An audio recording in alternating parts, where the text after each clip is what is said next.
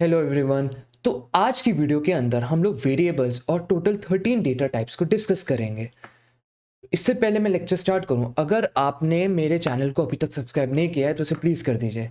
तो स्टार्ट करते हैं। तो बेसिकली वेरिएबल एक कंटेनर होता है जो कि मेरे डेटा को स्टोर करता है। सपोज मैंने यहाँ पे कुछ भी डेटा लिख दिया। अब ये जो डेटा है ये कुछ भी हो सकता है, ये मेरा इंटीजर भी हो सकता है जैसे कि 47, 32 कुछ भी हो सकता है, ये मेरा डेसिमल भी हो सकता है, ये मेरा कोई एक स्ट्रिंग भी हो सकता है। स्ट्रिंग मतलब मेरा सीक्वेंस ऑफ वर्ड हो सकता है या फिर पूरे सेंटेंसेस हो सकता है। तो यहाँ पे सपोज सेंटेंसेस लिखे हैं, या फिर ये मेरे कुछ डेटा पे मैथमेटिकल ऑपरेशन भी हो सकता है। तो सपोज ये मेरा कोई नॉर्मल मैं लिख रहा हूँ यहाँ पे, जैसे 47 + 3 - 2 कुछ भी है, ऐसा कुछ भी हो रहा है। या फिर किसी भी दो डेटा पे ऑपरेशन या दो वेरिएबल पे ऑपरेशन, ये कुछ भी हो सकता है। तो मुझे इस डेटा को जब भी मुझे स्टोर करना है अपनी मेमोरी के अंदर, तो हम लोग स्टोर तो कर देंगे, लेकिन रिट्रीव कैसे करेंगे? हमें वापस इस डेटा को एक्सेस करना तो कैसे करेंगे? हमें मेमोरी का एड्रेस तो याद नहीं रहेगा। तो इसलिए हम लोग वेरिएबल का यूज़ करते हैं। तो वेरिएबल क्या होता है? वेरिएबल एक कंटेनर होता है जो कि इन सबको स्टोर कर लेता है। फॉर एग्जाम्पल, मैंने वेरिएबल का नाम एक्स दे दिया है, कुछ भी नाम डाल सकते हो। मैंने एक्स दे दिया है, क्यों डाल दिया एक्स? क्योंकि वो सिंपल है। तो एक्स मेरा इस तरह स्टोर कर लेगा इसको। अगर मैं देखूं कि वर्किंग कैसे होती है इसकी, तो सपोज ये मेरा डेटा है, मैंने इसको अपने एक्स के अंदर स्टोर कर लिया। तो अब क्या होगा? असल में जो हमारा कंप्यूटर की मेमोरी होती है, ये छोटे छोटे ब्लॉक्स में डिवाइडेड होती है। यहाँ मैंने बहुत थोड़े ब्लॉक्स बना रहा हूँ, बहुत, लेकिन असल में बहुत ज़्यादा होते हैं। तो अब ये एक्स क्या करेगा? रैंडमली किसी भी मेमोरी ब्लॉक के अंदर इस डेटा को डाल देगा। सपोज यहाँ डाल दिया इस डेटा को। अब मुझे सपोज अपने कोड के अंदर मुझे इसी डेटा को एक्सेस करना है, या इसी पे ऑपरेशन करना है, या इसी को कॉल करना है। तो मैं क्या करूँगा? मैं यहाँ लिख दूंगा एक्स, अपना वेरिएबल। तो इससे क्या होगा? मेरा कंप्यूटर जब भी ये वाली लाइन को रीड करेगा कोड की, तो वो मेमोरी में जाएगा, मेमोरी के अंदर से जो डेटा है उसको उठा के यहाँ पे पटक देगा।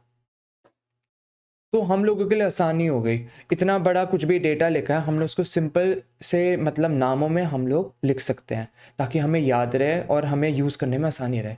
बड़े बड़े कोड में हम लोग ऐसे डेटा का तो यूज़ नहीं कर सकते हैं। और जब भी हमें किसी भी दो, सपोज कुछ डेटा यहाँ पे है, कुछ डेटा यहाँ पे है, कुछ डेटा यहाँ पे है, और मुझे उन पे ऑपरेशन लगाना है, मैं चाहता हूँ कि इन ये तीनों डेटा आपस में मिलकर कुछ करें, तो मैं वेरिएबल का यूज़ करता हूँ। सपोज ये मेरा एक्स है, ये मेरा वाई है, ये मेरा जेड है। तो मैं क्या कर सकता हूँ कि कुछ भी अगर मुझे करना है तो x + y + z। अब सिंपल से मैं तीनों डेटा पे मैंने एक ऑपरेशन कर दिया। तो ये ही होता है यूज वेरिएबल का।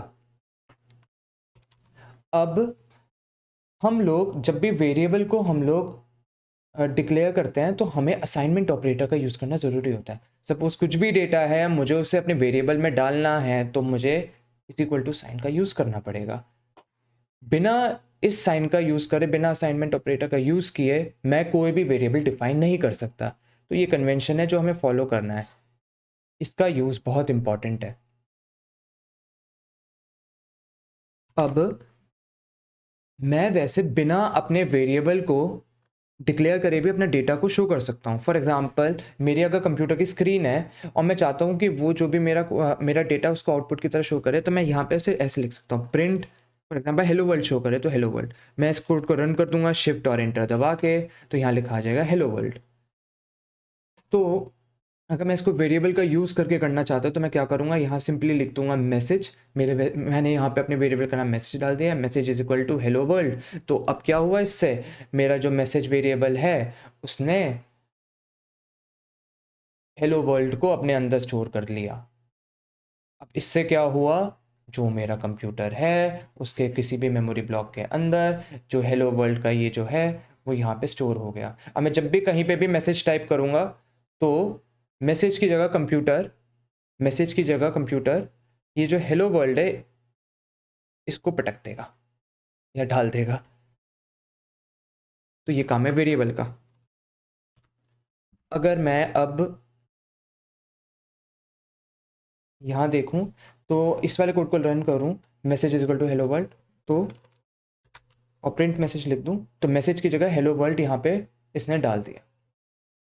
और ये हम लोग डिस्कस कर चुके हैं, आपको कभी भी वेरिएबल को डिक्लेयर करना है तो हमें इज इक्वल टू साइन का यूज़ करना पड़ेगा, यानी कि असाइनमेंट का यूज़ करना पड़ेगा।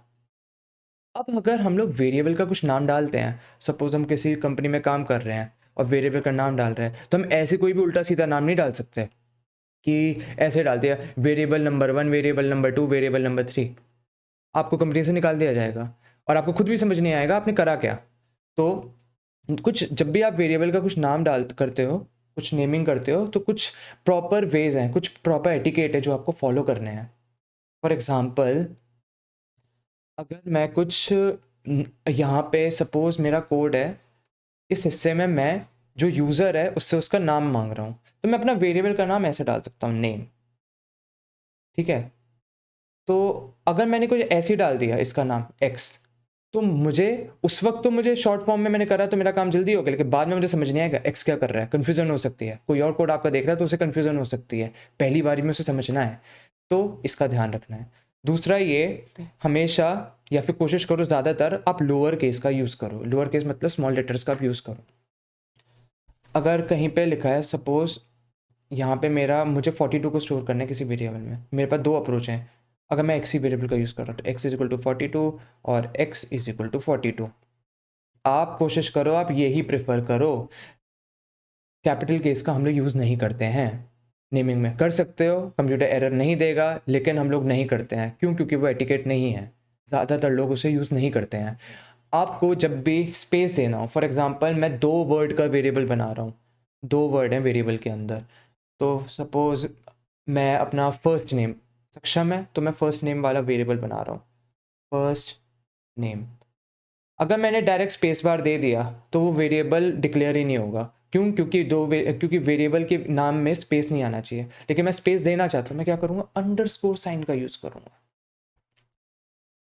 उसके बाद एक और कन्वेंशन है, अगर मुझे नेमिंग करनी है तो मैं क्या करूँगा, अगर अपनी नेमिंग के अंदर मुझे किसी नंबर को डालना है तो मुझे सपोज मेरा नेम है, वेरिएबल का नाम, मैं यहाँ पे कुछ भी डाल रहा हूँ। ठीक है, यहाँ मैंने कुछ भी डाल दिया। ठीक है, अब मुझे इसमें कुछ नंबर भी डालना है तो मैं यहाँ पे नंबर डाल दूँगा, नेम 1। ना डालो कुछ फ़र्क नहीं पड़ता सपोज, लेकिन ये मत करना कभी 1 नेम वेरिएबल का नाम, नंबर को कभी भी अपने लेटर्स के पहले मत रखना, क्योंकि ये बेसिक एटिकेट नहीं है करने का। कर सकते हो लेकिन मत करना। ठीक है, तो ये कुछ बेसिक से एटिकेट है जो आपको पता होने चाहिए थे। और एक और चीज़, ये हमने बचपन में सभी ने बॉड मास रूल तो पढ़ा ही होता है। बॉड मास मतलब कि सबसे पहले हम लोग ब्रैकेट्स के साथ डील करते हैं, उसके बाद हम लोग जो भी ब्रैकेट में ऑपरेशन वो करते हैं, उसके बाद हम लोग डिवीज़न करते हैं, उसके बाद मल्टीप्लिकेशन को टैकल करते हैं, उसके बाद हम लोग एडिशन को टैकल करते हैं, उसके बाद लास्ट में हम लोग सब्ट्रैक्शन को करते हैं। फॉर एग्जांपल, अगर यहाँ पे कुछ ऐसा दे रखा है 4+3 divide by 2 multiply by 4 minus 2, तो मेरा क्या होगा, सबसे पहले यहाँ ब्रैकेट है तो मैं ब्रैकेट को सबसे पहले ऐड करूँगा, तो यहाँ पे आ जाएगा 7, तो ये हो जाएगा 7 divide by 2 multiply by 4 minus 2। इसके बाद मुझे इन दोनों को करना होगा, उसके बाद ये वाला करना होगा हिस्सा, उसके बाद में पूरा माइनस करना होगा। ये एक ऑर्डर है जो हम लोग फॉलो करते हैं, और यही सेम ऑर्डर हमारा कंप्यूटर भी फॉलो करता है। तो हम कोई भी ऑपरेशन उसे देंगे या फिर कुछ भी देंगे तो हमेशा वो इस ऑर्डर में ही काम करेगा। अब हम लोग अपने डेटा टाइप्स को डिस्कस कर लेते हैं। तो बेसिकली टोटल 13 डेटा टाइप्स होते हैं, जिनमें से 5 हमारे फंडामेंटल डेटा टाइप्स होते हैं। तो जो हमारा 5 फंडामेंटल डेटा टाइप्स होते हैं वो होते हैं हमारा, एक इंट, दूसरा फ्लोट, तीसरा कॉम्प्लेक्स, चौथा बूल, पांचवा स्ट्रिंग। और जो बाकी के हमारे डेटा टाइप है वो है list, set, frozen set, tuple, dictionary, bytes, byte array और रेंज।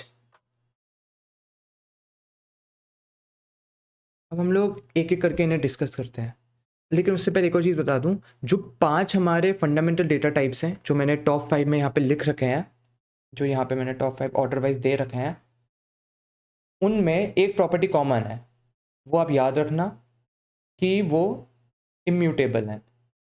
इम्यूटेबल मतलब उन्हें चेंज नहीं किया जा सकता, यानी कि उनकी जो वैल्यू है, आप उन्हें एक बार आपने उन्हें असाइन कर दिया तो अपने चेंज नहीं कर सकते। अगर सपोज मैंने यहाँ पे लिख दिया कि s इज इक्वल टू सक्षम, सपोज ये है, अब मैं चाहकर भी इसके अंदर कुछ चेंज नहीं कर सकता, अभी लॉक हो गया है, अब s के अंदर आसान हो गया है।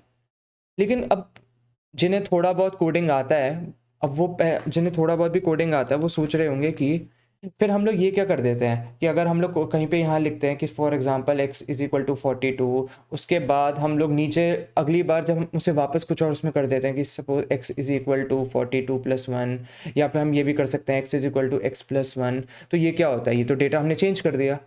यहाँ पे हमने डेटा चेंज नहीं किया है।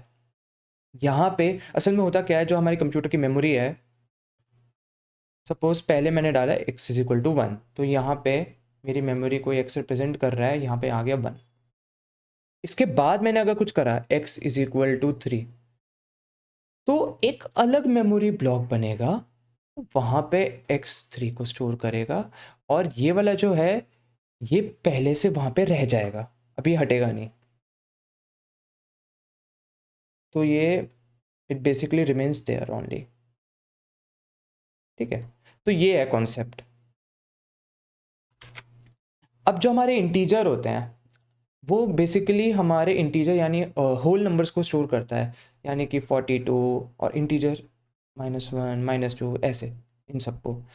और ऑब्वियसली अभी डिस्कस किया ये इम्यूटेबल नहीं है, ये इम्यूटेबल है।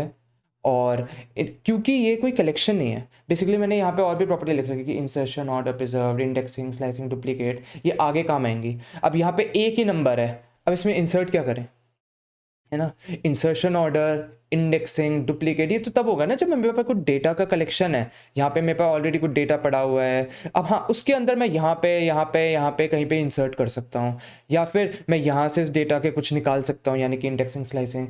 और तभी ये वाला केस भी पॉसिबल है डुप्लीकेट के, कि हाँ जो डेटा यहाँ है वो यहाँ पे रिपीट हो गया। अब यहाँ पे जब सिंगल वैल्यू है तो इंसर्शन, ऑर्डर, इंडेक्सिंग और डुप्लीकेट, इसका तो कॉन्सेप्ट ही नहीं बनेगा ना। तो इसी वजह से जो मेरा इंट डेटा टाइप है, इसमें हमारा इंटीजर्स को हम लोग यूज़ करते हैं, ये इम्यूटेबल ऐसे चेंज नहीं कर सकते।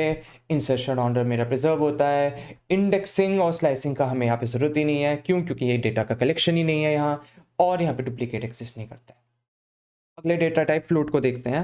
तो फ्लोट के अंदर हमारे डेसिमल, जो भी हमारे डेसिमल वाले नंबर हैं,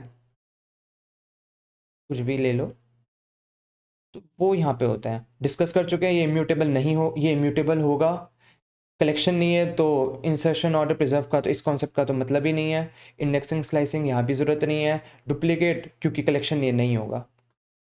अब हम लोग कॉम्प्लेक्स डेटा टाइप को देखते हैं। तो कॉम्प्लेक्स डेटा टाइप हमारा बेसिकली यही है, जो कॉम्प्लेक्स नंबर होते हैं, for example 10i plus 5j, है ना। और या फिर कुछ भी ले लो, 2j, 5i, तो ये हमारे कॉम्प्लेक्स नंबर हैं।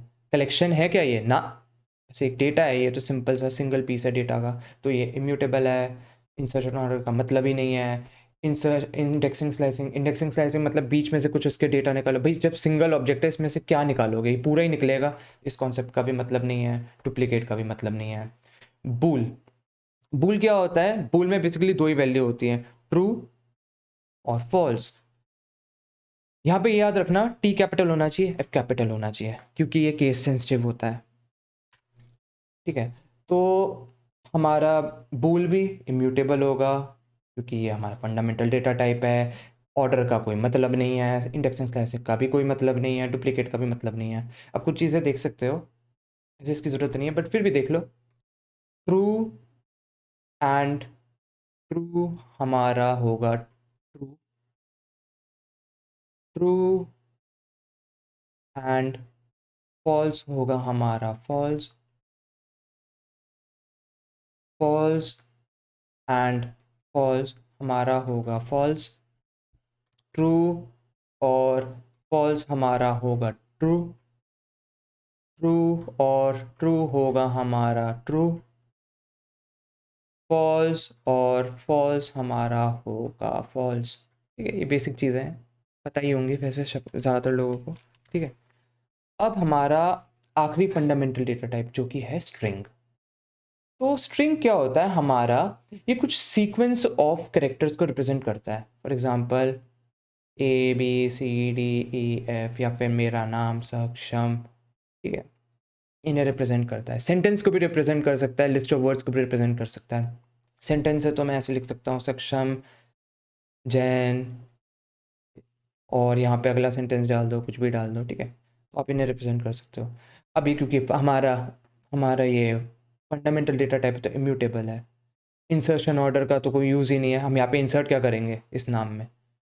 अब यहाँ पे एक एक्सेप्शन है, यहाँ पे इंडेक्सिंग और स्लाइसिंग अलाउड है, यानी कि अगर मैं इसमें कुछ ऑपरेशन करूँ, अभी नहीं, आगे देखेंगे, नेक्स्ट वीडियो में देखेंगे, स्ट्रिंग वाला जो हमारा होगा वीडियो उसमें देखेंगे, बट हाँ, इंडेक्सिंग स्लाइसिंग का मतलब अगर मेरा सपोज यहाँ पे स्ट्रिंग है, सपोज सक्षम जैन मेरा यहाँ पे लिखा हुआ है, अगर मैं कुछ ऑपरेशन करूँ जो कि बाद में हम डिस्कस करेंगे जो भी वो है, बट हाँ, अगर मैं इसमें कुछ ऑपरेशन करूँ कि मुझे सिर्फ जानना है कि पहले 5 कैरेक्टर क्या है, मैं उनको एक्सेस कैसे करूँ, या फिर मैं पहले कैरेक्टर या फिर आखिरी कैरेक्टर क्या है इसे कैसे करूँ, तो वो यहाँ पे देखना पॉसिबल है। तो इसलिए यहाँ पे इंडेक्सिंग और स्लाइसिंग यहाँ पे अलाउड है। डुप्लीकेट का कोई कॉन्सेप्ट ही नहीं है, सक्षम जैन सक्षम जैन सक्षम जैन कई बार लिख सकते हो स्ट्रिंग में, कोई दिक्कत ही नहीं है, इस कॉन्सेप्ट का मतलब ही नहीं है यहाँ। तो ये हो गए हमारे 5 फंडामेंटल डेटा टाइप। अब आता है लिस्ट। बेसिकली लिस्ट क्या होता है, लिस्ट हमारा ऑर्डर ऑफ या फिर कह सकता हूँ कलेक्शन ऑफ ऑब्जेक्ट्स को रिप्रेजेंट करता है। सपोज मैंने कोई भी है लिस्ट इज इक्वल टू 1 2 3, तो ये क्या करेगा, मेरा लिस्ट है, ये मेरा स्टोर कर देगा एक कलेक्शन की तरह 1 2 3, और भी कुछ डाल सकता हूँ मैं, या नाम भी डाल सकता हूँ अपना, SJ लिख दिया, और यहाँ पे लिख दिया पाइथन, कुछ भी लिख सकता हूँ, कोई दिक्कत नहीं है, ठीक है। तो मेरा लिस्ट है, म्यूटेबल है ये लिस्ट, यानी कि मैं इसकी फर्स्ट वैल्यू सेकंड वैल्यू या फिर कुछ भी इसमें ऐड करना है तो कर सकता हूँ, जो भी करना चाहूँ कर सकता हूँ। लिस्ट मेरा म्यूटेबल होता है, यानी कि चेंज कर सकता हूँ मैं इसको। इंसर्शन ऑर्डर प्रिजर्व्ड, ऐसा इसमें कुछ, इसमें ऐसा ये कोई कॉन्सेप्ट, आई एम सॉरी, अगर यहाँ पे जो इंसर्शन ऑर्डर होता है लिस्ट के अंदर वो मेरा प्रिजर्व्ड होता है, यानी कि अगर मैंने जिस ऑर्डर में मैं डालूंगा अपने डेटा को, ये तो इसी ऑर्डर में ये रहेगा। इंसर्शन ऑर्डर, मेरा जो ऑर्डर है ये मेरा प्रिजर्व रहेगा। स्लाइसिंग इसमें अलाउड है, यानी कि मैं पहले 5 डेटा या फिर पहला दूसरा क्या है सिर्फ ये जानना चाहता हूँ, यहाँ पे ये अलाउड है। डुप्लीकेट्स भी अलाउड है, 1 2 3, मैं सपोज और आगे बढ़ा रहा हूँ लिस्ट को, यहाँ पे मैंने वापस 1 2 3 डाल दिया, अलाउड है, ये कोई दिक्कत नहीं है। अब देखते हैं सेट को। सेट क्या होता है, ये मेरा unordered collection of unique objects होता है, यानी कि अगर सपोज ये मेरा सेट ऑफ 1 2 3 4 है, तो सपोज मैं सेट का नाम यहाँ पे सेट नहीं दे सकता, कुछ और दे दूंगा, यहाँ सपोज set1 लिखा है, तो मेरा set1 वेरिएबल का नाम है, ठीक है। अब मैंने यहाँ पे स्टोर कर दिया 1 2 3 4, कुछ भी ऐसे मैंने डाल दिया। अब इसकी कुछ प्रॉपर्टी, पहला, इसमें एक भी डुप्लीकेट नहीं होगा, ये सारे यूनिक होंगे। अगर ये डुप्लीकेट भी मैं डालूंगा तो या तो एरर आएगा या वो अपने आप ठीक कर लेगा, हटा देगा। दूसरा ये कि ये जो ऑर्डर मैंने डाला है ज़रूरी नहीं है कि अगर मैं सेट को आउटपुट में शो करूँ तो ये ऑर्डर प्रिजर्व रहेगा। यहाँ पे मैंने 1 2 3 डाला है, लेकिन अगर बाद में मैं प्रिंट करूँ अपने सेट को क्या है, तो ज़रूरी नहीं 1 पहले है, 3 भी आ सकता है पहले, 4 भी आ सकता है पहले, तो यहाँ पे ऑर्डर प्रिजर्व नहीं है। हाँ, ये म्यूटेबल है, इसको चेंज कर सकते हैं। इंसर्शन ऑर्डर यहाँ पे प्रिजर्व नहीं होता, अभी डिस्कस किया। इंडेक्सिंग स्लाइसिंग का तो कोई कॉन्सेप्ट ही नहीं है यहाँ पे। क्यों नहीं है, अरे भैया यहाँ पे जब मैंने यहाँ पे ऑर्डर ही नहीं है, कुछ कुछ भी हो सकता है, तो मैं कैसे बोल सकता हूँ कि मुझे 5वां कैरेक्टर क्या है बताओ, हर बार तो आंसर डिफरेंट आएगा। मैं कैसे बोल सकता हूँ कि पहले 5 कैरेक्टर उनको लाइन वाइज डिस्प्ले करो, कोई तो मतलब ही नहीं है। अभी मैंने एक बार मैंने कोड डाला, पहले 5 लाइन का कुछ आंसर आएगा, दूसरी बार डालूंगा फिर से कोई डिफरेंट आंसर आ जाएगा ऑर्डर, क्योंकि इसमें कुछ कंजर्व नहीं रहता है, तो इनका कॉन्सेप्ट का मतलब नहीं। डुप्लीकेट नहीं रहेगा, क्यों नहीं रहेगा, क्योंकि ये ऑलरेडी यूनिक है। अब आता है फ्रोजन सेट। तो फ्रोजन सेट क्या है, ये मेरा सेट का रीड ओनली वर्जन है। रीड ओनली वर्जन मतलब कि जो मेरा सेट है इसको मैं सिर्फ देख सकता हूँ, उसमें मैं चेंज नहीं कर सकता, कुछ राइट नहीं कर सकता, यानी कि ये इम्यूटेबल है। और बाकी सारी प्रॉपर्टी तो सेम ही रहेंगी, यहाँ पे डुप्लीकेट नहीं होगा, इंडेक्सिंग स्लाइसिंग का कोई कॉन्सेप्ट ही नहीं है, इंसर्शन ऑर्डर का भी कॉन्सेप्ट नहीं है यहाँ पे, और ये इम्यूटेबल है, यानी इसमें चेंज नहीं कर सकता। अब हम लोग देखते हैं ट्यूपल को। ट्यूपल टपल जो बोलना बोल लो, कोई दिक्कत नहीं है। तो ट्यूपल के अंदर आप मान सकते हो जो मेरा लिस्ट है ये उसी का रीड ओनली वर्जन है, यानी कि लिस्ट में हम लोग चेंजेस कर सकते हैं, क्यों, क्योंकि लिस्ट म्यूटेबल है। बट ट्यूपल के अंदर हम चेंजेस नहीं कर सकते, यानी कि अगर ट्यूपल मैंने लिख दिया तो वो लिख दिया। एक बात ध्यान रखना, लिस्ट को रिप्रेजेंट करने के लिए हम लोग स्क्वायर ब्रैकेट का यूज़ करते हैं, सेट के लिए करली और ट्यूपल के लिए ये वाला सर्कुलर ब्रैकेट का यूज़ करते हैं। फ्रोजन सेट अगर हम चाहते हैं तो हमें क्या करना होगा, जो भी मेरा सपोज सेट है, और क्योंकि फ्रोजन सेट उसका सेट का ही रीड ऑनली वर्जन है, तो मैं यहाँ पे लिख दूंगा फ्रोजन सेट। सपोज वेरिएबल का नाम मैं डाल देता हूँ वाई। तो मेरा जो वाई है वो एक फ्रोजन सेट है, किसका, सेट का। ट्यूपल रीड ऑनली वर्जन है लिस्ट का, यानी कि ये बेसिकली मेरी लिस्ट ही है जिसके अंदर मैं चेंजेस नहीं कर सकता। तो जो भी लिखा है मैं इसके अंदर कुछ इंसर्ट नहीं कर सकता, मैं उसमें से कुछ निकाल नहीं सकता, तो ये इम्यूटेबल है। इंसर्शन ऑर्डर प्रिजर्व रहेगा, हाँ जिस ऑर्डर में डालूंगा वही ऑर्डर में वापस भी मुझे दिख सकता है। इंडेक्सिंग स्लाइसिंग अलाउड है यहाँ पे लिस्ट की तरह, डुप्लीकेट भी अलाउड है यहाँ पे।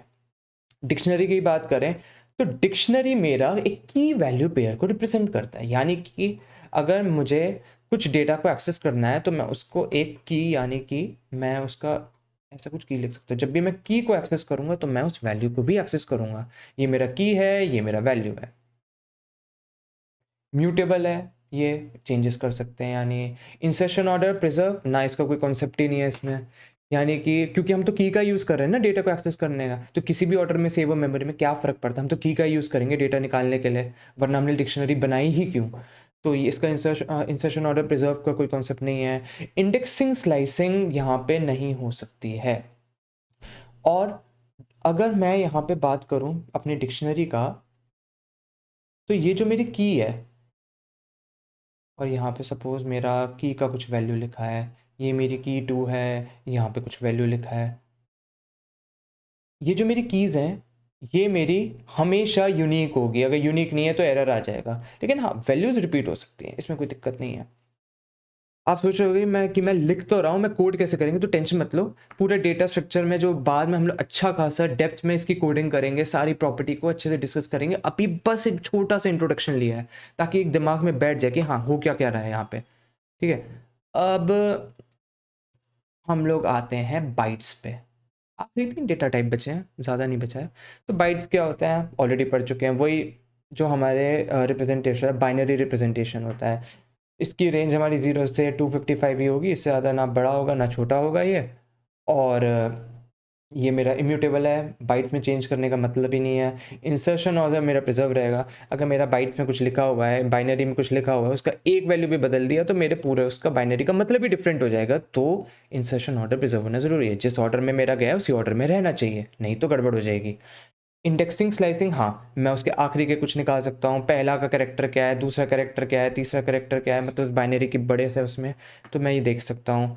और डुप्लीकेट ऑफ कोर्स अलाउड है 1 0, इसके अलावा कुछ है ही क्या, है ना, तो डुप्लीकेट अलाउड है। बाइट एरे क्या है, अब मेरे बाइट्स के कुछ ग्रुप बन गए हैं, उनको मैंने बोल दिया है बाइट एरे, ठीक है, और कोई चेंज नहीं है। ये बस हाँ एक फ़र्क है, ये म्यूटेबल है, इसमें चेंज कर सकते हैं, यानी कि ये जो ग्रुप है इसको मैं रिमूव या फिर इसकी जगह कोई नया ग्रुप डालना है मैं डाल सकता हूँ, ठीक है। तो ये सारे काम मैं कर सकता हूँ। अब आता है एक आखिरी डेटा टाइप, वो है रेंज, यानी कि मैं ये लिख सकता हूँ give me the numbers from range 0 to 10। तो इसमें क्या होगा, मेरे पास 0 से लेकर 10 तक के बीच के सारे वो जो सीक्वेंस है वो मेरे पास आ जाएगा। अब रेंज मेरा इम्यूटेबल है, क्यों, क्योंकि एक सीक्वेंस है जो कि ऑलरेडी जनरेट करेगा जो मैं मांगूँ, तो ये मेरा इम्यूटेबल है। इंसर्शन ऑर्डर प्रिजर्व रहेगा, क्यों प्रिजर्व रहेगा भैया, ये सीक्वेंस है, सीक्वेंस है तभी तो सीक्वेंस है, यानी कि 1 2 3 4 है, तो इसका जो ऑर्डर है ये प्रिजर्व होना ज़रूरी है, ठीक है। तो ये मेरा जिस ऑर्डर में मांगूंगा, suppose give the numbers between range 1 to 10, तो ये मेरे सारे नंबर्स जो आ जाएंगे ये एक ऑर्डर में आएंगे जिस रेंज में मैंने मांगा है उन्हें। इंडेक्सिंग स्लाइसिंग हाँ पॉसिबल है, फ्रॉम रेंज 1 to 10 मैं एक्सट्रैक्ट कर सकता हूँ, पहले 5 मैं एक्सट्रैक्ट कर सकता हूँ, आखिरी के 10 मैं एक्सट्रैक्ट कर सकता हूँ, सिर्फ बीच का कोई नंबर, कोडिंग में बाद में देखेंगे बट अभी बस समझ लो कॉन्सेप्ट। हाँ तो मैं एक्सेस इसमें कर सकता हूँ, इसी वजह से इंडेक्सिंग स्लाइसिंग भी अलाउड है। डुप्लीकेट ना, नॉट अलाउड, कंप्यूटर कैसे डुप्लीकेट करेगा, मैंने यहाँ लिख दिया give numbers from range 1 to 5, तो जो मेरे 1 to 5 जो मेरे नंबर आ जाएंगे उसमें डुप्लीकेट क्या करेगा, यही तो देगा 1 2 3 4 5। तो बस ये कुछ चीज़ें हैं जिनका हमें ध्यान रखना है। इससे हमारे, तो इस वीडियो में हमने टोटल हमारे 13 डेटा टाइप्स, यानी कि int, float, complex, bool, string, list, set, frozen, tuple, dictionary, bytes, byte array और रेंज को डिस्कस कर दिया। साथ ही साथ हमने वेरिएबल क्या होता है, वेरिएबल का यूज़ क्या होता है, वेरिएबल कैसे डिक्लेयर करते हैं, वेरिएबल को जब भी हम लोग नेम करेंगे तो कैसे किस तमीज़ में नेम करेंगे, तो वो सारी चीज़ें हमने इस एक वीडियो में डिस्कस करी हैं। अगली वीडियो के अंदर हम लोग इनपुट कैसे लेते हैं यूज़र से और फ्लो ऑफ कंट्रोल क्या होता है, यानी कि इफ़ एल्स स्टेट में अगर ये ना हो तो ये हो, ये सब हो, वो सारी चीज़ें डिस्कस करेंगे। तो मैं फिर से रिपीट करूँगा, आपने मेरे चैनल को सब्सक्राइब नहीं किया तो उसे प्लीज़ कर दीजिए और अगली वीडियो में मिलते हैं। Thank you everyone, bye.